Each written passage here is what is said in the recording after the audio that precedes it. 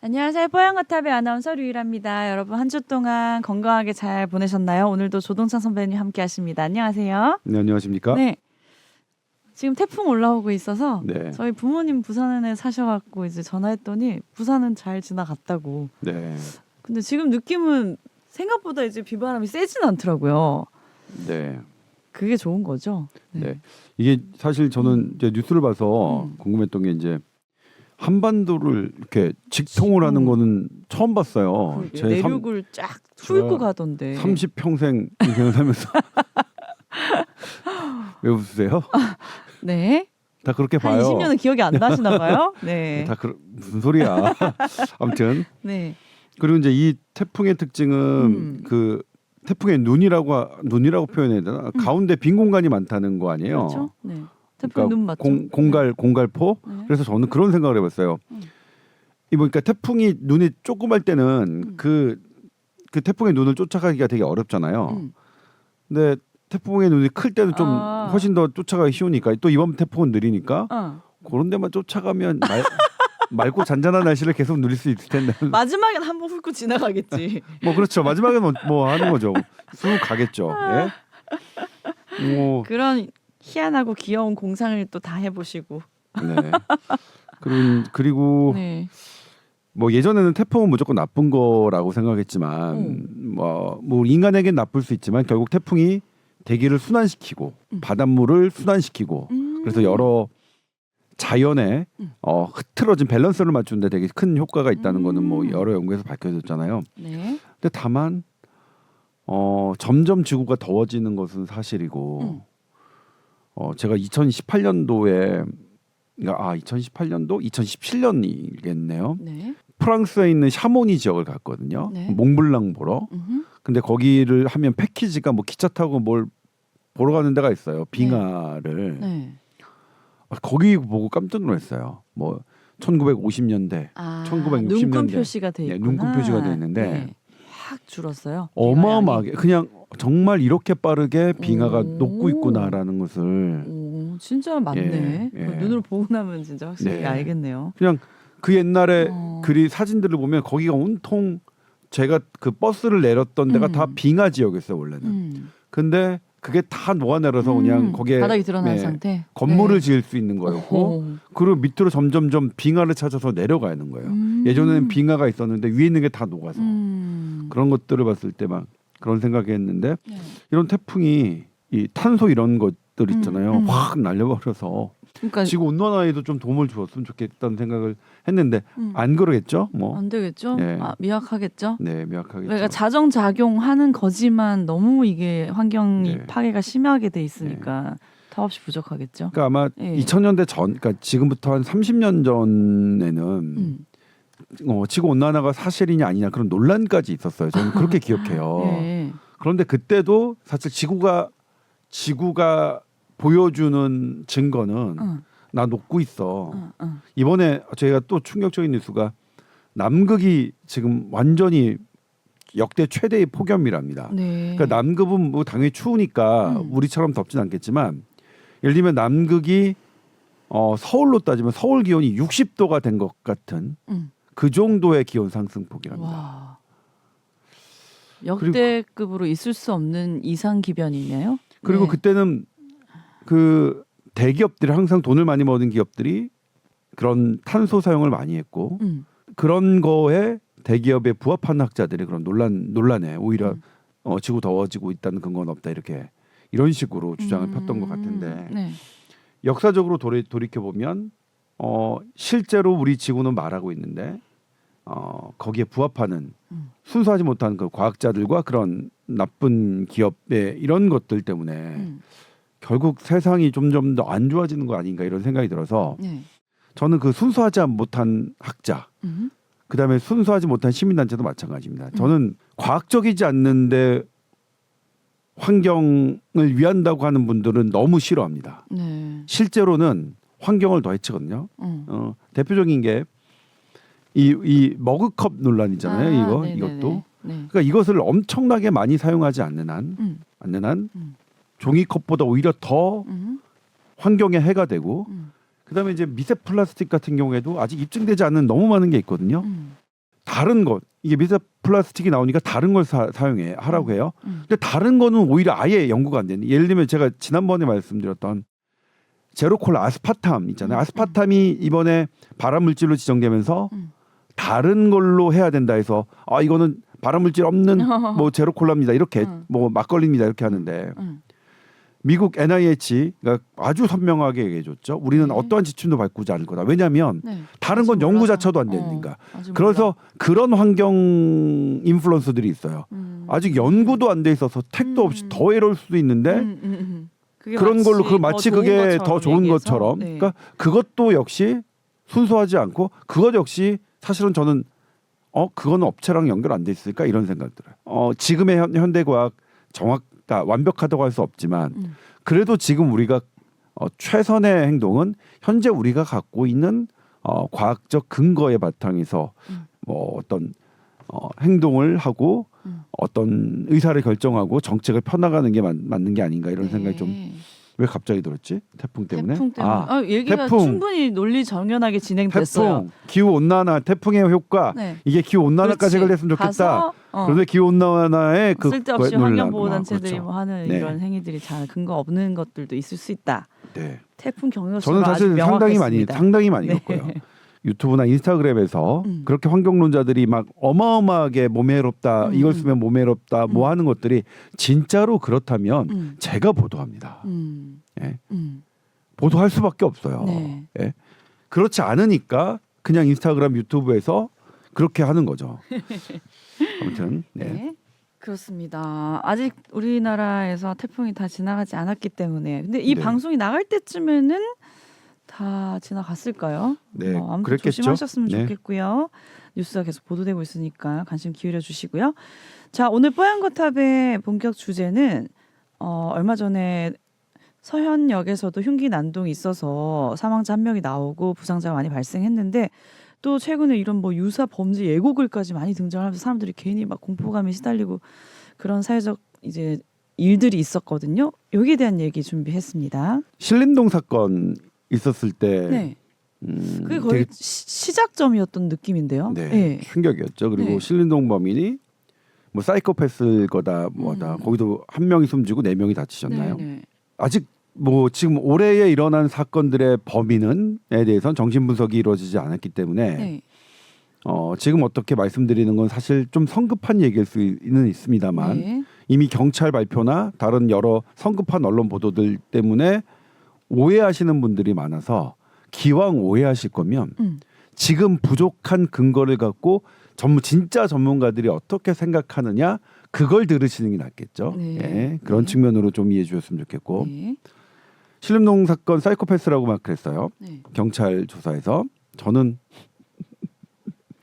사이코패스 전문가는 아닙니다만 제가 어쨌든 취재를 하면서 사이코패스를 옛날에 김길태 사건이 있었고요. 인천에서 초등학생을 유인해서 심장 꺼낸 사건이 있었죠. 대표적인 사이코패스를 취재하다 보니까 저도 서당계가 3년이면 풍어를 읊는 정도까지는 하는데 사이코패스가 전문가들은 물어봤어요. 어땠냐니. 모습조차 아니래요. 왜 그러냐면 사이코패스는 사실은 우리가 어떻게 할 수가 없어요. 그냥 통제불능이에요. 아예 편도체가 작용하지 않아요. 편도체가 작용하지 않는다는 것은 꿈도 안 꿔요. 제가 쓴 책에 지금 잘 자고 있습니까? 제가 쓴 책에 나왔지만 꿈을 꾸지 않습니다. 그래서 꿈을 꾼다는 건 되게 중요한 건데 인간이 나의 편도체를 그러니까 림빅 시스템을 활성화시켜서 다른 사람의 공감하고 유일한 아나운서가 왜 저쪽 땅을 쳐다보지? 내가 오늘 이쪽 면이 너무 뭐가 묻었나? 막 이런 거 있잖아요. 뭐 오늘 기분이 좀 그런 것 같은데 그러면 그걸 조절하면서 내가 이렇게 확 이렇게 주먹을 줬더니 유라 아나운서가 조금 움찔하네. 액션, 리액션 그렇죠. 이게 있다는 거죠. 그런 것들을 끊임없이 하는 게 그게 바람직한 인간 관계고 생활이거든요. 나와 다른 사람의 감정을 끊임없이 하면서 그래서 선배님이 예전에 했던 얘기가 그 이제 뭐 우울증 걸리신 분들 너무 집에만 있는 것보다는 차라리 누구를 만나지 않더라도 나가는 게 좋다는 게 기억난 게 앞에 오는 사람 뭐 피하기도 하고 뭐 하고 이런 네. 이제 작용들이 네. 좀 더 나을 수 있다. 그런 그렇습니다. 거네요. 예. 그건 이제 그렇죠. 치매에도 마찬가지입니다. 치매의 가장 중요한 이유는 그런 이유로 해서 혼자 고립되지 않는 게 대단히 중요한데. 네. 근데 보통 그런 사이코패스는 사고를 하죠. 일반인들은. 어렸을 때부터 그게 안 돼요. 오. 그래서 집안에 있는 동물들 그냥 죽이고 음. 모든 폭력은 약자를 향하게 돼. 폭력의 원칙입니다. 쟤는 조폭이지만 쟤는 정의로워. 웃기는 소리 하지 마세요. 정의로운 조폭 없고요. 네. 착한 조폭 없. 폭력은 약자를 향하게 돼 있습니다. 네. 예? 이거는 해가 동쪽에서 떴다가 서쪽에서 지는 것처럼 아주 그냥 정확해요. 아주 명확해. 명확합니다. 예외란 뭐 없어요. 좋은 폭력이다, 뭐다 헛소리입니다. 네. 태양이 서에서 동쪽으로 뜬다는 얘기와 다를 게 없습니다. 네. 폭력은 그래서 본인이 뭔가를 하고 싶어요. 그럼 주변에서 선택할 수 있는 가장 약자에게 그걸 합니다. 죄책감 없이. 어린이들이 가장 약자가 뭘까요? 동물인 거예요. 주변 사람들은 전부 다 강자니까 사람은 동물을 찔러 죽이는 거야. 그리고 어떠한 감정도 느끼지 않습니다. 뭐 내가 쟤 배 갈라서 노려보고 싶은 건데 인천의 초등학생도요. 걔가 당시에 중학생이었고 시킨 애는 고등학생이었죠. 그러니까 초등학생 고른 거예요. 주변에서 가장 약자. 예? 뭐 그때도 뭐냐면 아동학대범이다 뭐다 그랬는데 아니에요. 폭력은 가장 약자, 주변에 있는 가장 약자를 선택했고 그래서 사전에 CCTV에 있고 걔네의 그래서 표정은 무감동이에요. 그런 전형적인 표시가 있어요. 저는 그때 이제 전문가한테 직접 범죄자들을 하면서 이런 표정 이렇게 이제 그냥 취재하면서 배웠던데. 네. 그래서 신림동역의 사건은 걔 표정을 보거나 주변 사람들한테 얘기를 그 사전에 난 누구 죽이고 싶다 얘기했다잖아. 감정을 표현했다는 것에 대해서 네. 이미 전문가들은 아니야 사이코패스가 아니야라고 해요. 그리고 이제 뭐냐면 어렸을 때 문제 행동이 분명히 있었겠죠. 그 전에 문제 행동이 없었을 리가 없습니다. 네. 그래서 무언지는 모르겠지만 네. 성인 이후에 발병하는 어떤 것이었을 거라고 추정을 해요. 근데 사이코패스와 다르게 사이코패스는 사실 예방책을 찾기가 되게 어렵습니다. 그 사람의 첫 번째 범죄를 하기 전까지는. 근데 어떤 정신질환자에 의한 범죄는 대부분 예방이 가능하다는 네. 그게 안타까운 점이에요. 네. 그게 서현역 사건 차로 두 명을 들이미고 칼을 꺼내서 또 칼부림을 했죠. 그렇게 연속적으로 막 하는 행동은 네. 반사회적 인격 장애 이거는 이제 약간 사이코패스랑 비슷하긴 한데 네. 흉악범들이 되게 많이 갖고 있어요.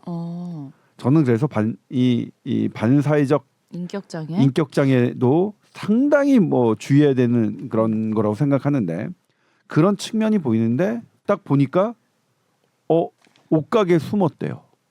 그 서현역이 자기를 감시하는 센터라고 그렇게 그 경찰에게 얘기했대요. 이거는 누구를 떠올리게 하냐면 2019년에 진주에서 5명을 숨지게 하고 17명을 다치게 한 안인득을 떠올리게 합니다. 네. 안인득 위에 모든 아파트 주민들이 나를 감시해요. 계속 감시해. 본인은 계속 감시하지 말아달라고 계속 올라가요. 그러니까 나 좀 냅둬. 나 좀 그만 냅둬. 왜 니들 전부 다 나를 감시해? 그게 안 되니까 불을 지르고 나오는 사람을 다 칼로 찌른 거예요. 네. 그 안인득의 최종 진단명이 치료받지 않은 조현병입니다. 그 당시 막 층간 소민에 뭐네 이런 엉터리 기사들이 숱하게 많았습니다. 네. 예. 아무튼 이 지금 서현역 사건도 그런 측면이 보여요. 그리고 그랬다는 뭐 여러 정황들이 있고 이것도 물론 좀 더 밝혀줘야겠습니다만 네. 그 다음에 대전에서 교사가 필수됐죠. 이 친구도 뭐냐면 경찰은 뭐라고 발표했는데 뭐냐면 일면식이 있었다. 그래서 이거는 신림동 그다음에 분당의 그 사건과 결이 다르다. 이건 일면식이 있는 원한 관계에 의한 거라고 했어요. 근데 범죄는 어떤 정신질환에 의한 정신질환이 극도로 악화됐을 때 일부 드물게 나타나는 이거는 그런 게 중요하지 않아요. 내 주변에서 가장 약한 사람, 내가 가장 뭐 틀어졌던 사람을 이상하게 꼬여서 하는 거거든요. 근데 대전 그 피습 사건도 어머니의 말에 따르면 피해망상적으로 정신과 치료를 받고 최근 몇 년간 치료를 받지 않았다.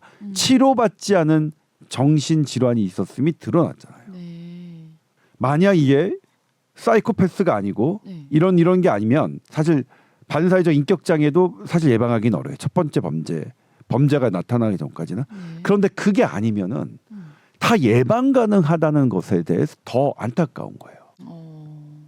그리고 이런 일련의 사건들이 왜 연속해서 발생하고 네. 사람들은 왜 사고를 계속 이렇게 살인 예고하고 이렇게 드러내느냐. 네. 저는 이걸 내가 뉴스 한 적이 없나?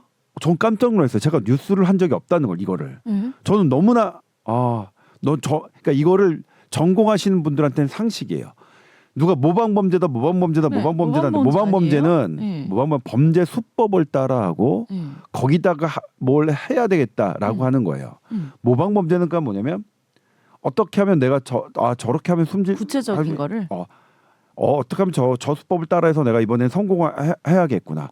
저 수법 진짜 좋네. 이런 거고요. 네.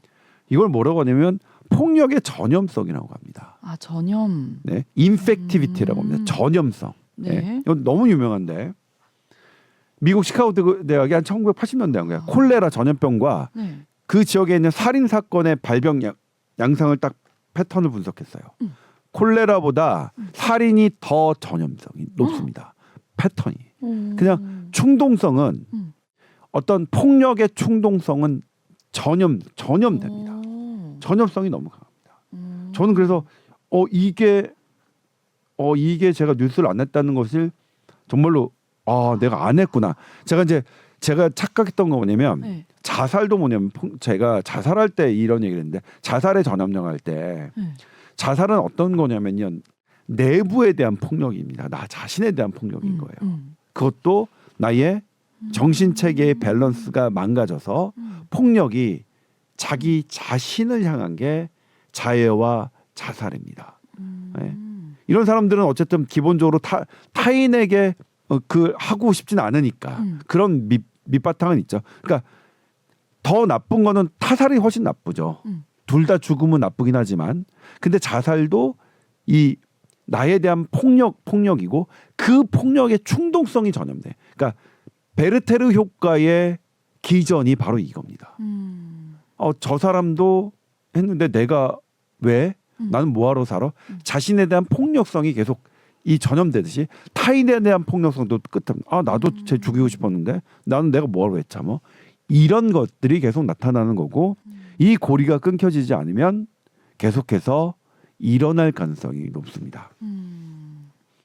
그런데 여기서 일련의 이런 사태들을 정신건강의학회 그러니까 정신건강을 전공했던 사람들은 예견된 일이었다고 얘기합니다. 네. 어떤 면에서요? 이게 이제 통계가 법무부 통계밖에 없어서 2012년하고 2019년을 비교해 보면 2010년과 2019년에 전국 교정시설 내 정신질환자가 2012년에는 2,880명이었고 2019년에는 4,748명 정도였습니다. 비율도 이때는 11.9%였고 이때는 19% 정도 돼요. 교정시설 내 정신질환자가 훨씬 늘었죠. 네. 2배는 아니지만 뭐 절반 넘게 몇십 퍼센트 는 거죠. 네. 비율도 2배 는 거죠. 비율도 네. 상당히 는 거죠. 네. 그런데 서울대병원 공공센터가 이 기간 최근 10년 새 정신질환자의 이런 치료 실태를 봤더니요. 상급대학병원의 입원실은 18% 감소했고요. 정신질환자 1명이 1년 내 입원 치료 받는 기간이 60일에서 40일로 줄었고요. 정신질환자가 응급실을 방문한 횟수는 기존의 12회에서 최근엔 6회로 10년 새 6회로 줄었습니다. 이 지표가 뭘 얘기해 주죠? 정신질환자들이 병원 치료는 훨씬 덜 받고 대신 훨씬 교정시설에 많이 간다는 거죠. 네. 도대체 최근 10년 사이에 어떤 일이 있었기에 이렇게 변했느냐 이런 걸 또 예측했느냐는 거죠. 바로 2017년에 정신건강복지법이 개정됐습니다. 네.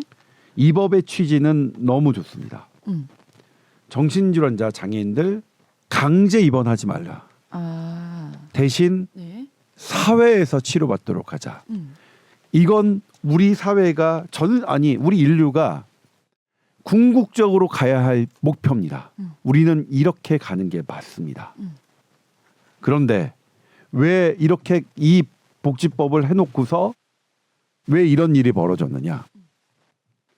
현실을 모르고 그냥 책상에 앉아서 이게 좋다는 건 그러니까 정신질환자 강제 입원 안 하고 사회가 치료해야 된다는 거 인터넷 치면 초등학생도 다 나와요. 네. 책상에서 인터넷 구글 치면 다 나와요. 누구나 다 알고 있는 사실을 현실을 모르는 사람들이 그런 인간들이 이렇게 그냥 당시에 할 수 있는 것은 딱 하나죠. 강제 입원 아주 까다롭게 하는 거를 해놓고 그다음에 사회에서 정신질환자를 잘 보살필 수 있는 거에는 1도 신경 안 쓰는 거죠. 당시에 정신건강의학회 허점이 있는 거네요. 예. 그렇죠. 네. 당시 정신건강의학회는 뭐라고 얘기했었냐면 좋아 그 얘기 좋아 복지부가 추진하려고 했거든요. 인권단체와 인권을 주장하시는 근데 인권은 뭐 너무나 당연한 거 아니에요? 아니 정신질환자의 인권이 훼손되길 바라는 사람이 있어요? 너무나 당연한 얘기를 누구나 다 아는 얘기를 이렇게 현실 감각 모르고 책상 머리에 앉아서 결정하다 보니 강제 입원은 아주 까다롭게 하고 사회에 나왔을 때에 이거는 없으니까 이런 현상이 벌어진 거죠. 그래서 그 당시에 뭐냐면 이 준비가 될 때까지 이렇게 지금 기존의 환자를 치료하는 영역을 조금 더 이 느슨하게 가져가야 된다. 그리고 빠르게 지역 사회에서 이 사람들을 케어할 수 있는 그런 시스템을 마련해야 된다. 라고 했는데 그게 안 된 거죠. 그분들이요 2017년 18년 보면요 본인들이 정신장애인의 인권을 향상시켰다고 생색 어마어마하게 냈습니다. 제가 8뉴스에도 했지만 복지부도 생색 어마어마하게 냈습니다. 그분들 다 지금 뭐 하고 계신지 모르겠어요. 생색은 내놓고 정신질환자가 정작 교정시설로 많이 가죠. 범죄를 많이 저질러서 치료는 덜 받게 하고 그리고 더 최근의 통계 또 보여드릴까요? 네. 어처구니가 없는 이건 이제 2020년 자료인데요. 네. 조현병 환자가 어쨌든 조현병 환자에 대한 통계입니다. 병원에서 퇴원하면 지역 사회에서 연계돼서 하자는 게 정신건강복지법이었잖아요. 네. 그런데 2020년 이 법은 2017년 해가지고 2017년부터 아주 강제 입원 까다롭게 했습니다. 그래놓고 지역 사회랑 치료하면 된다 했는데 2020년 조현병 환자의 지역 연계율이 43%입니다. 누가 조사했느냐? 건강보험공단 심평원 정부 조사에서도 이렇게 나와요. 그러니까 절반이 넘게 연계를 내팽개 치면서 예? 그것도 이 43%는 제가 좀 이따 말씀드리지만 네. 누가 연계하고 있느냐? 가족들이 다 떠안고 연계하고 있어요. 진짜요? 예? 가족들한테 다 떠넘겨놓고 지들은 정신장애인 인권 향상시켰다고 지들 생색내고 지들이 국회의원 되고 이렇게 하고 있어요. 정말 어처구니 없는 일이 2017년에 발생했고 그게 저는 인권파리라고 하는데 인권파리를 하는 정부 관계자 공무원과 그런 사람들 때문에 이 지경이 된 거고 그래서 정말로 제가 얘기했잖아요.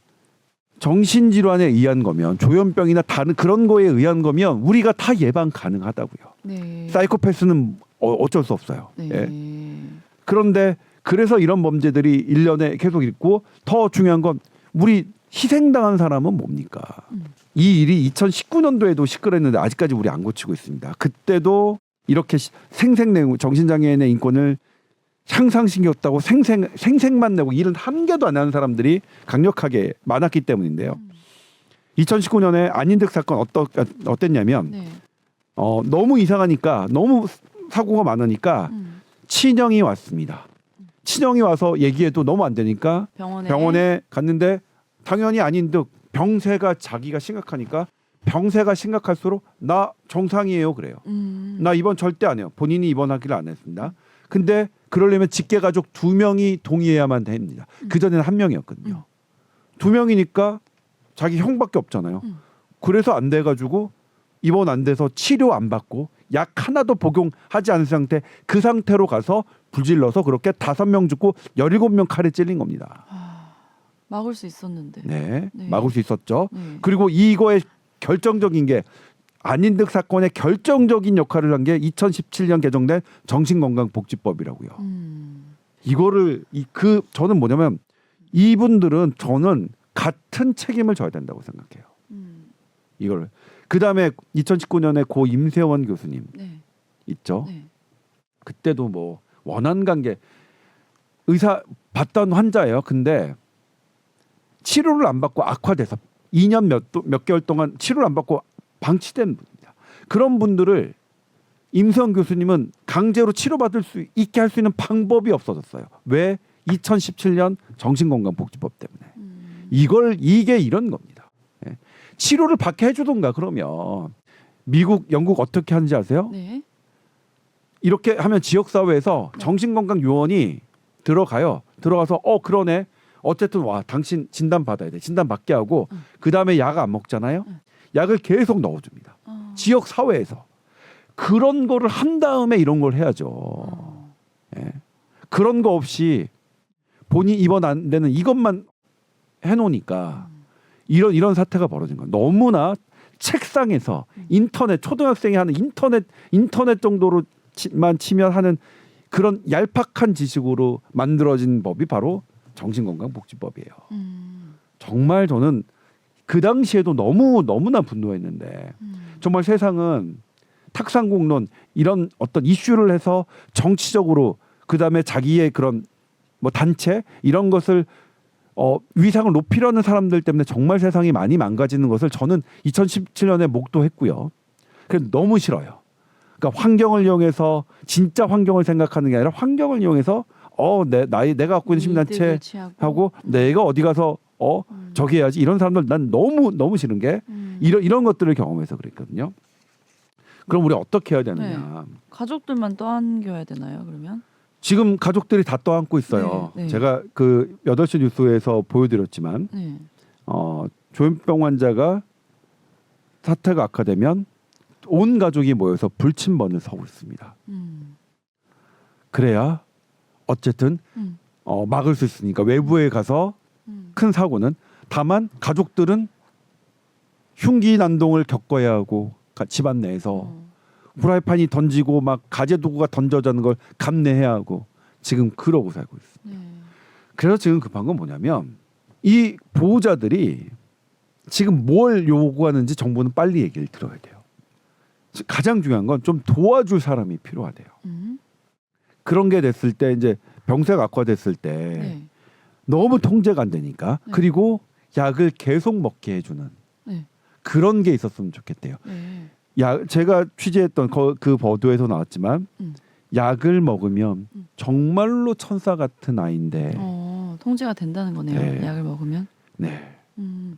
그런데 약이 너무 쓰거든요. 그 약이 너무 쓰고 그 다음에 입마름 이런 그런 게 있거든요. 불편하죠. 네. 그러니까 본인이 좋아졌다고 생각할 땐 먹기 싫은 거예요.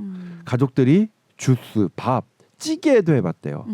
그런데 너무나 그냥 본인들이 먹어봐. 이거 갑자기 찌개가 써지고 주스가 써지고 그래서 안 되는 거예요. 그러니까 미국의 정신건강 요원들은 직접 하는 거죠. 병원에서처럼. 병원도 의료진이 직접 하니까 쓴 약을 먹는 거잖아요. 그렇게 하는 관리 시스템을 해야 되는데 그러려면 어떻게 해야 되죠? 돈이 들죠. 네. 우리나라 GDP 대비 정신건강에 쓰는 비율이 1.6%예요. OECD 평균이 5.4%인데 그러니까 돈도 안 쓰고 하지도 않고 그러면서 법 바꿔서 정신장애인 인권 향상시켰네 이런 사람들은 얼마나 한심한 사람이에요. 그러니까 저는 이거를 들여다보면 볼수록 너무 화가 나는데 그래도 어쨌든 하자면 다시 그래서 대안을 들어가자면 네. 지금 사법 입원제 뭐 외래 치료제 이런 게 있잖아요. 저는 다 무의미하다고 생각해요. 네. 왜냐하면 우리는 준비 안 됐는데 지금 우리 사법제도 판사님들 중에 음. 정신건강 이거 할 수 있는 분 있나요? 안 해봤어요. 네. 안 해보고 우리가 준비도 안 되는 걸 하자는 게 전 너무나 한심해요. 이때처럼 네. 제발 그런 탁상 공론 그냥 책상에서 인터넷 쳐가지고 왜냐면 다른 나라 그러니까 유럽 같은 경우는 사법위 원자가 한 150년 됐거든요. 나와요 인터넷 치면 그러니까 인터넷 치니까 그거 나오네 우리 하자. 이런 것 좀 안 했으면 좋겠어요. 네. 책상에 머리 앉아서 현실 하나도 모르고 이거 하는 거. 그 정신질환자에 대해서는 어떤 개념이 제일 중요하냐면 이분을 우리가 어떻게든 간에 치료로 하자 하는 게 제일 중요하고 그리고 어디서 병원이 아닌 지역사회에서 그리고 이 지역사회에서 악화된 사람들을 어쨌든 빠르게 병원 치료로 연계하는 이 의지가 제일 중요하거든요. 그런데 여기에는 두 가지 신뢰가 필요해요. 네. 환자 가족 있잖아요. 네. 이 사람이 위험해지고 환자가 심각해질수록 더 가장 가까이서 느낄 수 있는 게 환자 가족이잖아요. 그 다음에 이것을 딱 정신과 전문의가 왔을 때 진짜 그렇다. 정신과 전문의가 필요하잖아요. 이거잖아요. 이 두 환자 가족과 정신과 전문의에 대한 이 신뢰 회복이 먼저 중요한데 이 정신건강복지법은 왜 그랬냐면 예전에 과거에 아주 극히 일부에선 환자 보호자하고 의사하고 짜고서 멀쩡한 사람을 강제 입원시키기도 했어요. 네네네. 그런 나쁜 의사. 네. 그런데 모든 정신과 의사를 그 나쁜 의사로 디폴트를 시켜놓고 만든 게 이거거든요. 이거 진짜 희한해요. 정신과 전문의 2명이 합의해야 되는데 한 명은 또 국공립의 정신과 의사래요. 우리나라겠지만 영국도 우리나라 국공립병원하고 빅5 중에서 국공립병원 서울대밖에 없습니다. 네. 그것도 서울대니까 빅5 안에 들어가죠. 우리나라는 민간 병원이 훨씬 더 우수해요. 근데 국공립을 더 이것도 진짜 웃겨요. 저는 이 문구도 국공립병원 전문의가만 믿고 민간병원 전문의는 못 믿겠다는 건데 이게 이런 진짜 파쇼적인 생각이 왜 이런 법에 들어갔는지 전 정말 이해를 못 하겠어요. 그러니까 의사를 못 믿어요. 정신과 의사 되려면 뭐 다른 아니요. 다른 관문이 더 있어요? 냉정하게 말씀드려볼까요? 월급 훨씬 더 적어요. 훨씬 그러니까 뭐 빅5의 사립병원에 있는 정신과 선생님하고 국공립병원의 선생님 서울대를 제외하고 훨씬 빅4에 거기에 들어가 있는 정신과 전문의 되기가 훨씬 어렵습니다. 그런데 이런 이상한 법이 이 안에도 들어가 있어요. 근데 기본적으로 못 믿겠다는 거죠. 정신과 의사들. 그리고 환자도 보호자도 직계가족 2명은 환자 보호자도 못 믿겠다는 거예요. 그러니까 이런 불신으로 깔려 있는 한은 어떠한 제도가 들어와도 쉽진 않다. 네. 그냥 우리 그냥 이를 어떻게 해야 되냐면 네. 이렇게 서현역 사건 뭐 이런 사건 나면 우리 당해도 돼. 우리 뭐 그냥 일상이야. 근데 우리 그렇진 않잖아요. 이렇게 잘못된 법을 만들고 잘못된 이렇게 한 사람들이 문제잖아요. 우리 다시 원래대로 돌아가서 네. 이 사람들 가족들 믿고 근데 대신에 그렇게 자기의 이해관계로 하는 의사 2번 다시 못하게 하면 되잖아요. 네. 이거는 일벌백계를 해야 되는 상황을 모든 사람이 그렇게 범죄자라고 생각해서 그거를 디폴트로 맞고 제도로 만든 건 되게 안 좋은 거죠. 예? 정말 이상한 정말 들여다보면 볼수록 화가 나고 이상한 사람들이 만든 법이란 게. 그래서 다시 돌아와서 우리는 신뢰가 기본이 돼야 어떤 것이든 우리가 유연하게 할 수 있다. 그리고 그 신뢰가 회복되면 실은 거창한 제도 저는 필요 없다고 봐요. 네. 예? 가족들 믿고 네. 의사들 믿고 그리고 거기서 최대한 지역사회 한 다음에 급성기 치료를 한 다음에 지역사회 본인이 사는 집안에서 사회에서 하려고 하고 근데 그러려면 돈이 든다고 그랬죠. 1.6%밖에 안 쓰면서 그런 요원들 쓰고 그 관리하고 왔다 갔다 해주는 이 수많은 인력들 써야 되는데 지원이 돈도 안 더 쓰고 돼야지 근본적으로 예. 해결될 수 예? 있겠네요. 지금 조현병 환자도 43%만 그것도 가족 아무 지원 상태 없는 상태에서 가족들이 하는데 가족들도 여러 명 아니면 한두 명이면 연계시킬 수가 없는 거예요. 네. 이런 수치를 보고도 가만히 태만했던 이런 사람들이잖아요. 그래서 저는 지금 이 사람들한테 맡기면 안 된다는 생각까지 하고 있어요. 예? 정신 못 차리는 법 만들고 수치가 정말 안 좋아도 정신 못 차리는 얘기들이나 하고 앉았고 그래서 이거는 국민들께서 좀 바꿔주셨으면 좋겠어요. 그 이제 막 그 예고성 글 올리신 분들 다 추적해가지고 뭐 처벌해야죠. 일부는 구속되고 네, 뭐 했잖아요. 처벌해야죠. 근데 그런 분들에 대한 정신과 질환 그 치료 계획도 있는 건가요? 아니요. 그것도 지금 문제네. 여건이 안 돼요. 낸 사람들조차도. 그래서 우리는 여러 지금에 있는 그래서 여러 얘기들이 이제 치료 가모니 하는 것들을 해야 되는데 어쨌든 그 부분은 많이 빠져 있는 느낌인데요. 네, 예.